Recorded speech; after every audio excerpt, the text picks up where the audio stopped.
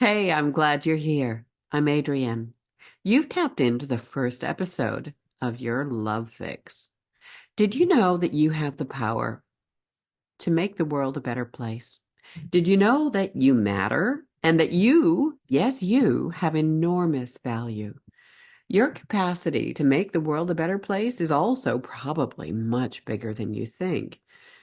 It may not feel that way, especially if you watch the news, but the power to have a positive experience in life is absolutely within you, and I'm here to help. It's going to be talking about love in all forms, except my focus probably won't be on romantic love. Well, not specifically, but because love and life are intertwined, well, we'll probably end up going pretty much everywhere. So, who am I to talk about love? Well, you'll find out, but I'll share a quick story.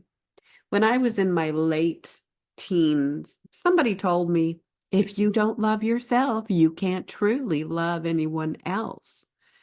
Now, I knew I wasn't lovable because the 3-year-old experienced my mom leaving and leaving me with the man she knew wasn't for her. I was taken away from almost everyone I knew and trusted and loved at 6. I was an outsider almost everywhere I went, going to different schools for each grade until I was 11. So I didn't belong anywhere. I didn't feel protected or nurtured. And to make things interesting, I was also a bit of a rebel. So when somebody said, you can't truly love someone else unless you love yourself, I thought, oh yeah, I'll show you. And I went on to live my life sacrificing myself for the people I cared about. So they'd know I was good, they'd know I was worthy, and that I loved them. I didn't have much will to stay on the planet, if I'm honest, so I was willing to lay down my life for pretty much anyone who needed it.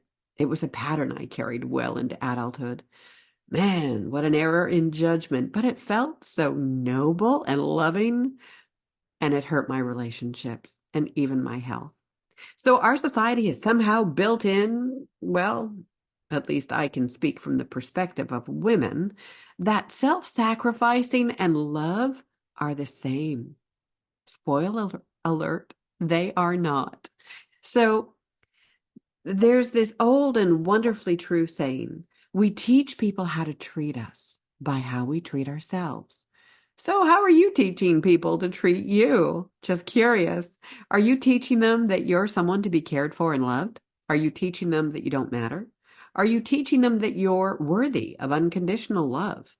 To know the answer to that, you just have to ask yourself, do I care? Do I care for and deeply love and accept myself? Oh, and by the way, someone who loves and accepts themselves, well, it's not an excuse to not grow and improve. It's not an ego trip. And they still strive to be all they can be and stay open and curious to discovery. It's just that they know their mistakes do not equal the entirety of who they are. They know they have worth and value beyond what job they may have, what they do or produce. They learn how to sort out the difference between ego and the essence of who they are. Here's what's more. When people do that, it's even better for the brain. Oh, I should warn you. As much as I am a soft-hearted lover of humanity, I'm also an optimist, realist, and pragmatist. I love rigor, scientific research, and neuroscience, and even quantum physics. When we feel secretly unworthy, our brain can easily feel like we're under attack. It's nutty that way. So the brain does things that we can't control. And unless we learn how to recognize what's going on, so when we're inwardly sad or angry, when we're unknowingly sending a boatload of crappy chemicals into our bloodstream, well, They're great chemicals if we're being chased by a bear or saber-toothed tiger, but they don't serve us otherwise. They don't feel uplifting or fun or good, but we can get addicted to the adrenaline that spews out to help us stay safe. So let's do something quickly to let your brain know you're okay. Oh, come on, humor me a second. And if it's safe to do it, put your palm over your heart, your hand, just put it over your heart and take in a deep belly breath and breathe out slowly. Yeah, do it again. And see if you can breathe in as if you're breathing in through your heart and breathe out slowly through your mouth if you can.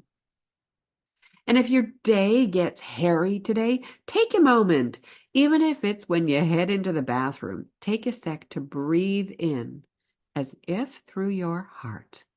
That will signal your brain that you're okay.